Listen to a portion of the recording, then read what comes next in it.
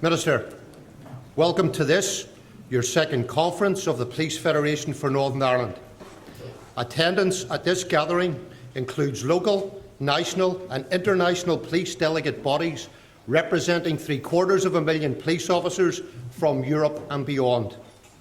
We congratulate you on your reappointment as Minister for Justice, although I suspect you may think that being here today is a very high price to pay for heading up probably the most challenging portfolio in the Executive. I also welcome to this conference the Secretary of State for Northern Ireland, Mr Owen Paterson, someone who pays great attention to the affairs of Northern Ireland and indeed policing. Some of my remarks come within his remit as Minister responsible for national security in Northern Ireland, so it is most helpful that he will be able to hear my comments at first hand. At our 2009 conference, we paid tribute to the memory of Constable Stephen Carroll, murdered by dissident Republicans in Lurgan on the 9th of March that year. This year, we pause to remember Constable Ronan Kerr, killed in the most cowardly and brutal way by an undercar booby-trap bomb in Omagh on the 2nd of April this year. Policing in Northern Ireland has a long history of sacrifice. The possibility of being murdered in the execution of duty or simply for wearing the uniform has returned to haunt every officer and police family. The death of Ronan Kerr provoked most justifiably an outpouring of public outrage and anguish. The attendance at his funeral of our national politicians, church leaders and sports representatives of the Gaelic Athletic Association shows how far we have come in building a wider understanding of the importance of a police service which commands support and participation from across the entire community. Our colleague Ronan is a noble example of the latest in a series of courageous officers who have paid the supreme sacrifice for upholding the rule of law. We mourn all of our officers, for no police service has seen at closer hand the grief and fortitude of the police family over the past 90 years. Today, I would invite conference to acknowledge the presence of some of our widows who are here with us. Their personal strength and their dignity have the admiration of us all. Ladies.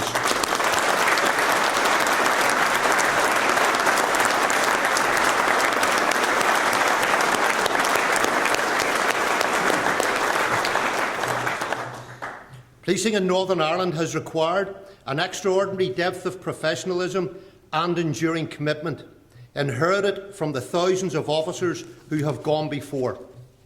The unquenchable spirit of policing will never be found weakening, whatever the human cost, in nurturing the vision of policing by consent, a vision that was surely shared by all of our officers and in particular Constable Ronan Kerr. The Northern Ireland Assembly represents the best prospect for a lasting peace in the past 40 years. It is a democratically elected body with a mandate for the governance of Northern Ireland from the majority of the people here and in the Republic of Ireland. Despite that overwhelming approval, our political and social stability continues to be threatened.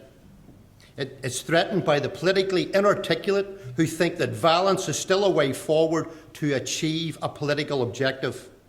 Murder and mayhem will not win over the hearts and minds of their fellow citizens, yet it seems of no concern to them. The road of armed conflict has been exhaustively travelled in both parts of Ireland, and for the vast majority of their lawless participants will lead only to permanent unemployment, to early graves and to prison cells. Over the past few years, we've become a police service, young in age profile, but with an old and proud tradition of resilience and steadfastness in the face of adversity. Those of us with more than 10 years' experience are starting to see history repeating itself because of the renewed threat from dissident Republican paramilitaries and from loyalist paramilitaries. Both of these movements are bereft of ideology and more interested in criminal activity. You would think that in these challenging times, when officers are more at risk than at any time since the signing of the Belfast Agreement, when the security threat is officially judged as severe, and the Home Secretary has warned of the likelihood of a terrorist attack in London, possibly from Al-Qaeda, or just as likely from dissident Republicans, that the government would know who their friends were. Instead, through the combination of two ill-conceived reports on public sector expenditure, the police have become utterly demoralised at a time when their personal and professional commitment could well be sorely tested. First, we have the Windsor report. Now, from a purely Northern Ireland perspective, it makes one very welcome recommendation. Tom Windsor grasped without difficulty the nature of the policing environment here in Northern Ireland. He recommended that the cut of 12.5% of the Northern Ireland Transitional Allowance, which was imposed in September 2007, should not only be reinstated but backdated to September 2010. He got that right. On foot of that recommendation, I raised the subject of the allowance earlier this month at the Police Advisory Board, a meeting which is attended by your officials from your department, Minister.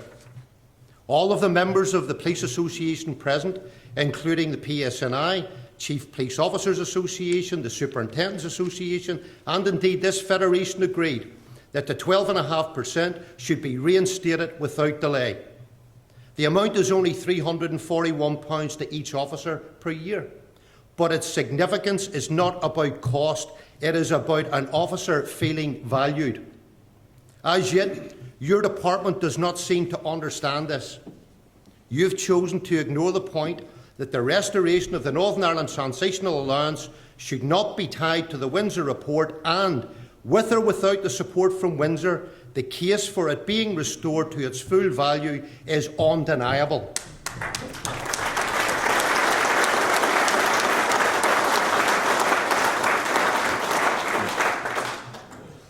Despite the level of threat to officers and the escalating scale of terrorist activity, your department sees no need to recognise what every police officer in Northern Ireland knows. Dissident terrorism and loyalist disruption are in resurgence. If no less a corporate cost cutter than Tom Windsor can declare that the Northern Ireland Transitional Allowance should be fully reinstated, why can't the Executive accept the case and acknowledge the value of officers who daily risk their lives to defend our fragile democracy? But other recommendations of Windsor will bring severe difficulties for the operation of any police service. And I can point out here that while I know Windsor is, strictly speaking, addressing only the police service of England and Wales, as sure as night follows day, the substance of his recommendations, if not the exact wording, will be implemented here in Northern Ireland. First, we have the financial impact of the abolition of allowances. Then we have the freezing of annual pay, including incremental pay points for 2 years. Add in inflation currently running at 4.5%, and then stir in Hutton's recommendations that our pension contributions should rise to 14%, and you have a cocktail of proposals which will dismay the entire police service. Windsor has publicly conceded that he believes 40% of officers will be worse off, and as much as £4,000 per year. As I speak, I feel any sense of motivation for the job amongst my colleagues draining from this room. And little wonder, overtime rates would also be cut, and worse still, scheduled rest days could be cancelled without proper recompense at less than 5 days' notice. Police officers in Northern Ireland are working flat out to deal with the current threat. The strain on officers is enormous, but they are at least compensated by the current rates of overtime and the requirement to give reasonable notice for the cancellation of rest days. Both these cost pressures impose a much-needed discipline and management to be prudent about operational planning. Now we could find that last-minute abuse of detailing will no longer be financially punished. More importantly, there will be a drastic effect on the home life of officers. Reduced overtime rates will make the prospect of working long hours an increasingly burdensome obligation. Our members have commitments to their families as well as to the job, and modern management systems should recognise the importance of work-life balance.